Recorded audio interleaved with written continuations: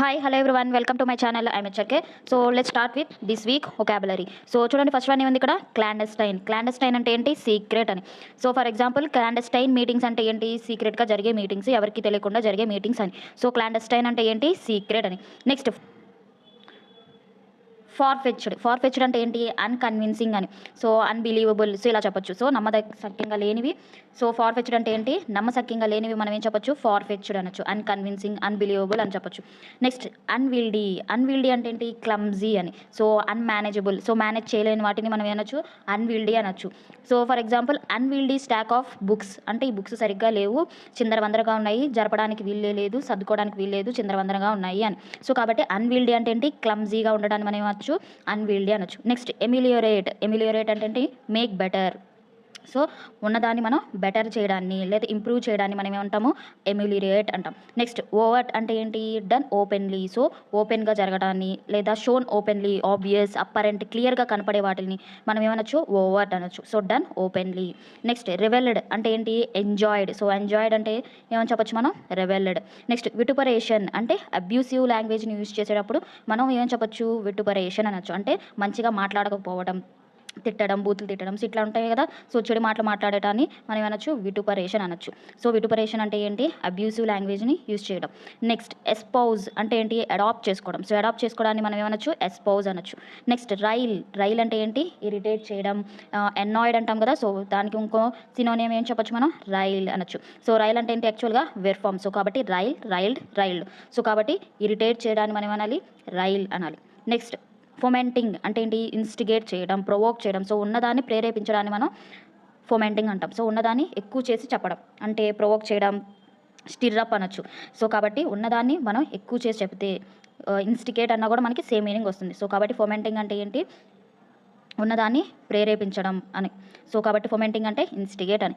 Next స్టిల్టెడ్ అంటే ఏంటి? బయాస్డ్గా ఉండడం. సో స్టిల్టెడ్ అంటే ఏంటి? బయాస్డ్గా ఉండడం అంటే వన్ సైడే ఉండడం, ఒకరికి సపోర్ట్ చేయడం. సో ఇలా అన్బ్యాలెన్స్డ్గా ఉండడాన్ని మనం ఏమనొచ్చు? స్టిల్టెడ్ అనొచ్చు. నెక్స్ట్ డైల్యూటెడ్ అంటే ఏంటి? Less effective. సో ఏదైనా సిచ్యువేషన్లో ఇది చాలా డైల్యూట్గా ఉంది అంటే ఏంటి? ఇది లెస్ ఎఫెక్టివ్గా ఉంది, వీకర్గా ఉంది అని చెప్పొచ్చు. ఓకేనా? డైల్యూటెడ్ అంటే ఏంటి? Less effective.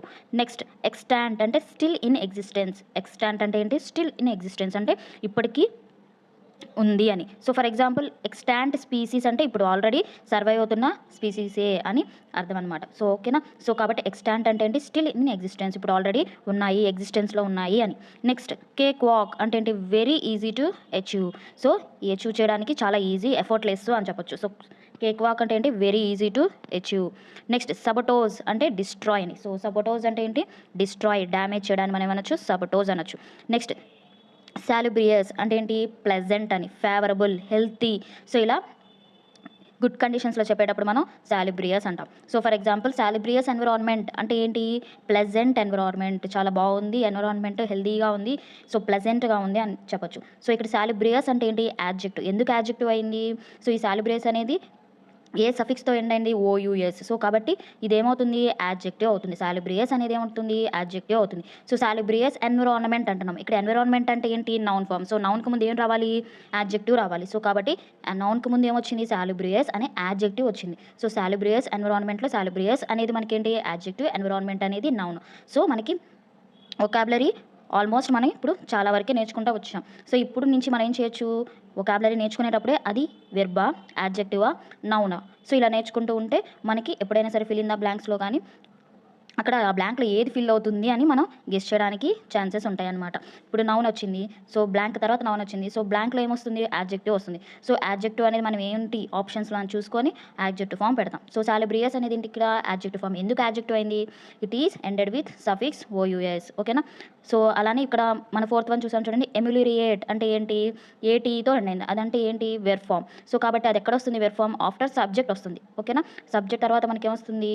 వెర్ ఫామ్ వస్తుంది. కాబట్టి ఎమిలిరేటెడ్. సో ఇట్లా అనమాట. ఎప్పుడైనా సరే వెర్ ఫామ్ వచ్చింది అంటే ఈడీతో ఎండ్ అవుతుంది, లేదా ఏటీతో ఎండ్ అవుతుంది. సో ఇట్లా అనమాట. సో ఒకవేళ టీఐఓఎన్ తీసుకున్నాం అనుకోండి, ఐఓఎన్తో ఎండ్ అయితే ఏమవుతుంది? నౌన్ ఫామ్ అవుతుంది. విటుపరేషన్ అంటే ఏంటి? Noun form. ఓకేనా? సో ఇప్పుడు యాడ్జెక్టివ్ పక్కన ఏం రావచ్చు? నౌన్ ఫామ్ రావాలి. సో కాబట్టి విటుపరేషన్ అనే నౌన్ ఫామ్ వస్తుంది అని మనకి గుర్తుకు రావాలి. ఓకేనా? సఫిక్సెస్ కూడా అంత ఇంపార్టెంట్. ఆల్రెడీ మన ఛానల్లో సఫిక్సెస్తో వీడియో చేశాను. ఆ లింక్ నేను డిస్క్రిప్షన్లో బాక్స్లో ఇస్తాను. సో అక్కడికి వెళ్ళి ఒకసారి ఆ వీడియో చూస్తే మీకు క్లారిటీగా అర్థమవుతుంది. సో నెక్స్ట్ వన్ చూడండి ఇక్కడ. ఎస్ట్వైల్ అంటే ఏంటి? ప్రీవియస్ అంటే ఫార్మర్, మునుపటిది అంటాం కదా. సో కాబట్టి ఎస్ట్వైల్ అంటే ఏంటి? ప్రీవియస్ అని. నెక్స్ట్ డివాయిడ్ అంటే ల్యాక్ ఆఫ్ అని. సో డివాయిడ్ అంటే ఏంటి? Lack of. Free from, without ఇది కాక అంటాం కదా. సో అట్లా అనమాట. డివాయిడ్ ఆఫ్ అంటే ఏంటి? ల్యాక్ ఆఫ్ అని. నెక్స్ట్ మొరాస్ అంటే ఏంటి? కన్ఫ్యూజన్. సో కరెక్ట్గా డైలమాలో ఉండటం, సో కన్ఫ్యూజన్గా ఉండడం, సో డెసిషన్ తీసుకోలేకపోవడం, సో ఇట్లా అనమాట. మొరాస్ అంటే ఏంటి? కన్ఫ్యూజన్ అని. నెక్స్ట్ డెసిస్టెడ్ అంటే ఏంటి? సీజ్ చేయడం, స్టాప్ చేయడం, అబ్స్టెయిన్ చేయడం, అడ్డుకోవడం అంటాం కదా.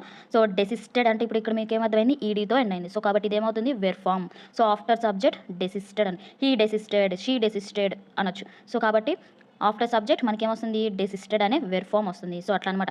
నెక్స్ట్ ఇంపార్షియల్ అంటే అన్బయాస్డ్, అంటే ఈక్వల్గా చూడటం అని. సో బయాస్డ్గా ఉండకుండా ఉండడం. బయాస్డ్గా ఉండడం అంటే స్టిల్టెడ్. మనం 11th వన్ చూసాం కదా. స్టిల్టెడ్ అంటే బయాస్డ్.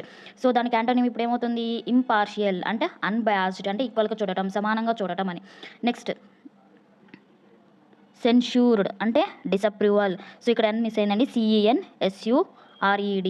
సెన్ష్యూర్డ్ అంటే ఏంటి? డిసప్రూవల్. నెక్స్ట్ ఇన్సైట్మెంట్ అంటే ప్రొవకేషన్. సో ప్రొవకేషన్ అంటే సేమ్ మనకి ప్రేరేపించడం అని, ఉన్నదాన్ని ఎక్కువ చేసి చెప్పడం. సో ఇన్సైట్మెంట్ అంటే ప్రొవకేషన్. నెక్స్ట్ ఫ్యూటైల్ అంటే యూజ్లెస్, అసలు పనికిరాదు అనే సిచ్యువేషన్స్ మనం ఏం చెప్పొచ్చు? ఫ్యూటైల్ అని చెప్పొచ్చు. నెక్స్ట్ ఫ్లౌండరింగ్ అంటే స్ట్రగ్లింగ్ అని. నెక్స్ట్ మొరాలే అంటే కాన్ఫిడెన్స్ అని చెప్పేటప్పుడు ఏం చెప్పొచ్చు? మోరలే అని చెప్పొచ్చు. నెక్స్ట్ బ్యాటర్డ్ అంటే డ్యామేజ్ చేయడాన్ని బ్యాటర్డ్ అంటాం. నెక్స్ట్ స్టార్క్ అంటే క్లియర్, ఆబ్వియస్, ఎవిడెంట్ అని చెప్పొచ్చు. సో స్టార్క్ అంటే ఏంటి? క్లియర్ అని. నెక్స్ట్ పారామౌంట్ అంటే సుప్రీం, ముందంజలో ఉంది అంటాం కదా. సో ఫోర్మోస్ట్ అంటాం కదా. సో అట్లా అనమాట. పారామౌంట్ అంటే ఏంటి? సుప్రీం అని. నెక్స్ట్ రెస్పైట్ అంటే interval, break, pass, relief. So ఇట్లా చాలా సినోనిమ్సే వస్తాయి. సో రెస్పైట్ అంటే ఏంటి? బ్రేక్ రావడం, పాస్ చేయడం అంటాం కదా, మధ్యలో గ్యాప్ వచ్చింది అంటాం కదా. సో కాబట్టి రెస్పైట్ అంటే ఏంటి? ఇంటర్వెల్ అని.